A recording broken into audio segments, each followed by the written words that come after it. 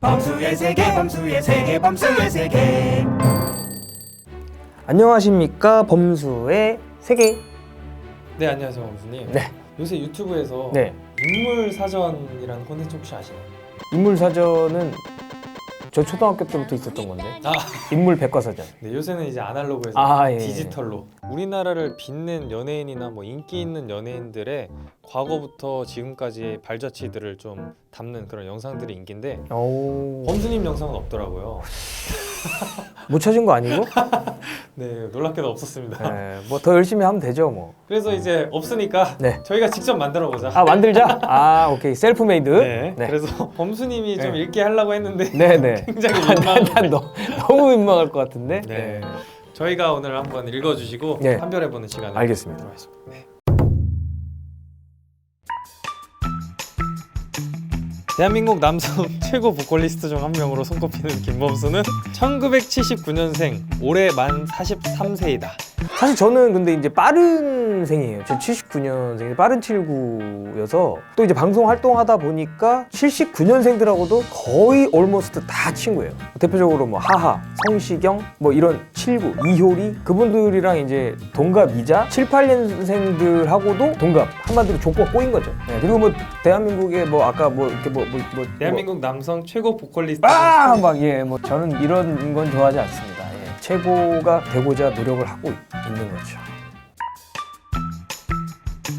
학창 시절 처음엔 노래나 보컬에 별다른 관심이 없던 김범수이지만 고등학교 시절 친구 허석의 전도로 교회에서 처음 찬양 음악을 접하게 되었는데 이때부터 그의 가수 인생이 시작되었다고 한다. 정확히 고등학교 1학년 때 허석이라고 하는 친구를 학교에서 만났습니다. 실업계 고등학교 출신이에요. 저는 요즘 세대들, MZ 세대들이 되게 부러운 게 뭐냐면 거의 대다수의 연예인, 그러니까 뭐 가수분들 양력을 살펴보잖아요, 프로필을. 그럼 거의 대다수 고등학교가 예술고등학교야. 그것도 연예예술고등학교.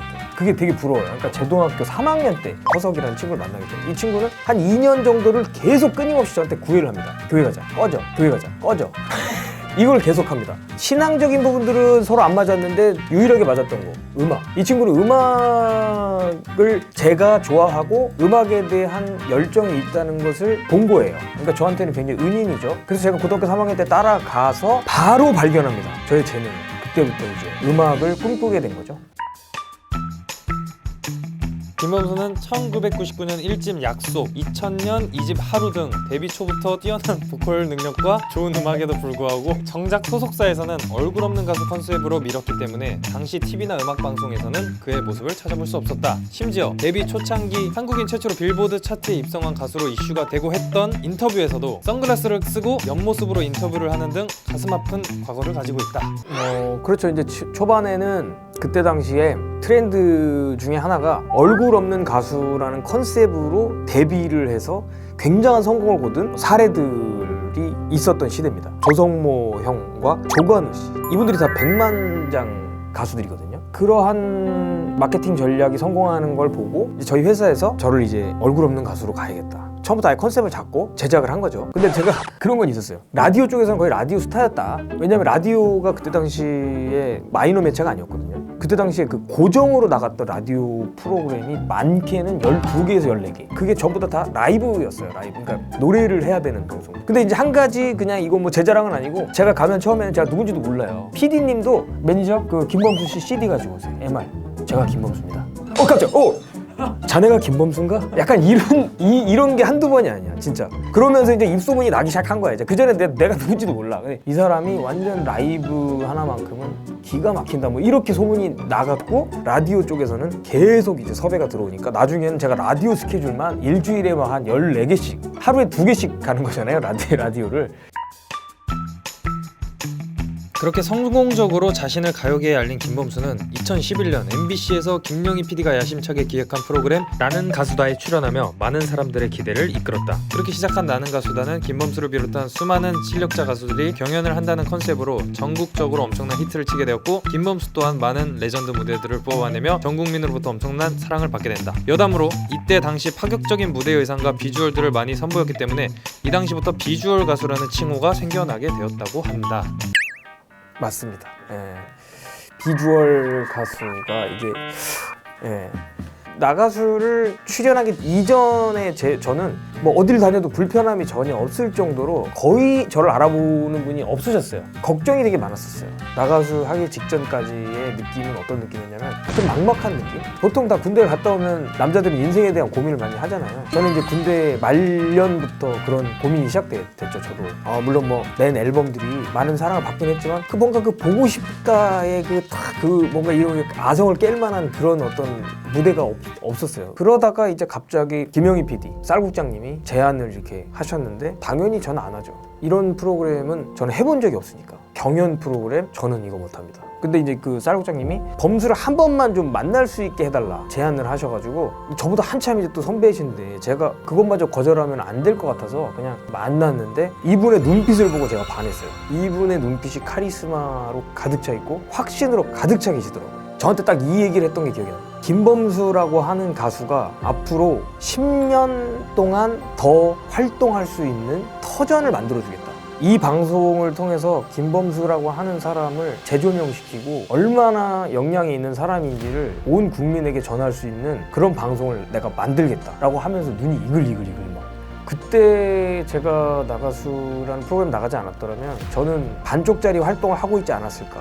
다 펼쳐서 보여드릴 수 있었던 계기가 됐었던 것 같고 김영희 국장님께도 참 고맙다는 생각이 들죠. 네, 정말 그 약속을 지키셨으니까. 나는 가수다를 통해 새로운 전성기를 맞고 있던 김범수는 어느 날 가요 커뮤니티에서 가요계 남자 보컬 최강자를 뽑는다는 글이 올라오게 되었는데 이 글이 많은 곳에 퍼지기 시작하면서 대한민국 4대 보컬이 김범수, 나얼, 박효신, 이수로 정해지게 되었고 김범수가 김의 자리에 들어가게 되었다고 한다. 김범수 본인은 이 단어를 그렇게 좋아하진 않는다고 한다.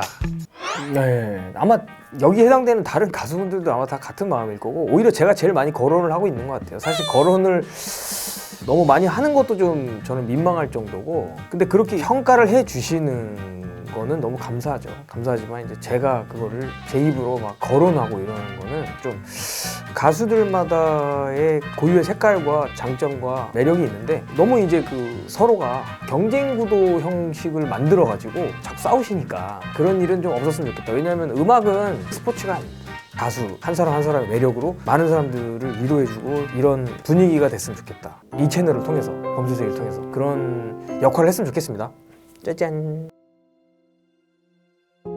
그렇게 한창 잘 나가나 싶던 김범수는 2019년 데뷔 20주년을 맞았는데 당시 전국 투어 콘서트를 하고 있던 중 오직 너만 곡을 부르다가 급성 후두염으로 인한 음이탈 사고가 나며 이후에 모든 공연을 취소했다고 한다. 훗날 말하길 이후로 무대에 서는 것에 대한 트라우마가 생겼고 이때가 가수 인생 중 제일 힘든 시기였다고 한다. 정확합니다. 침체기라고 하는 단어. 가수 인생만 놓고 보자면 전반적으로 제 인생도 그렇고 크게 막 우여곡절이 있다거나 업앤다운이 심했던 인생은 아니었던 것 같아요. 어떻게 보면 저에게는 이제 큰 위기가 찾아왔던 시간들이었죠. 그때 이제 뭔가 심적인 침체도 되게 많이 왔던 것 같아요. 제가 되게 잘났고 자만을 조금 하던 시기에 맞물려서 딱 그런 시간들이 온 것 같아요.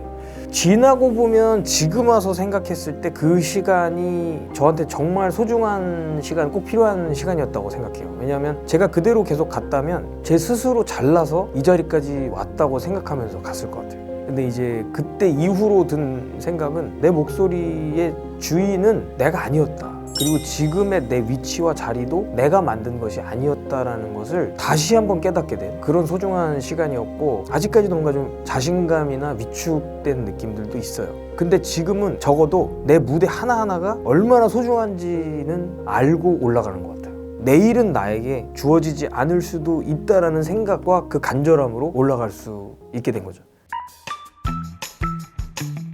2020년 코로나 팬데믹 사태로 무대에 설 수 없게 된 김범수는 도무지 몸에서 나오는 끼를 주체할 수 없어 유튜브를 시작하게 된다. 이렇게 범수의 세계라는 이름으로 유튜브에 입성하게 된 김범수는 입나바기 프로젝트를 하게 되었는데 당시 심심하던 유튜브판에 큰 충격을 안겨주게 된다. 그렇게 유튜브 활동을 꾸준히 하던 와중 트레저 헌터에서 귀인 같은 PD를 만나게 된 김범수는 신박한 직접 썼죠. 그런 걸로 합시다.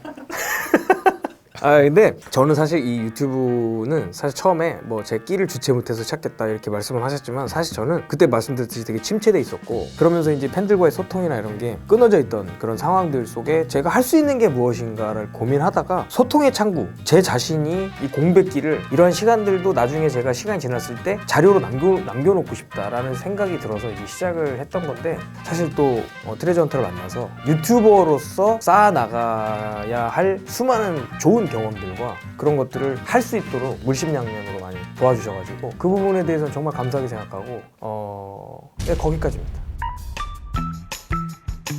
가요계에서 김범수는 다른 가수들보다 월등히 많은 닮은 꼴수를 보유하고 있는데 그중 몇 가지를 소개하자면 100대 맞은 이병헌, 김태호 PD, 가수 청아, 정치인 조경태 이분 누구지? 누구요? 처음 들어봤는데? 닮은 게? 지금 보여드리는 거가 노렸어. 그러니까 옛날에 내가 그 눈물과 바꾼 사랑에서 상탈했던 그 장면과 마치 이렇게 흡사한 장면을 연출을 하셨네. 이거 어떻게 고소?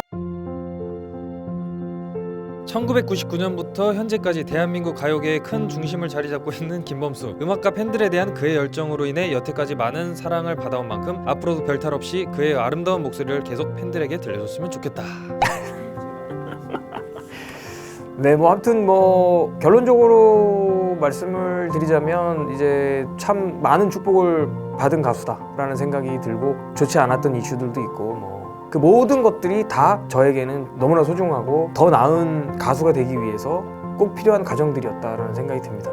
네, 하여튼 뭐 여러분들이 많이 사랑해 주셔서 여기까지 이렇게 올 수 있었다는 말씀을 좀 드리면서 고맙다는 말씀을 드리겠습니다. 많은 분들에게 또 좋은 정보가 되었다면 저때 꾸알 범수의 세계는 어디?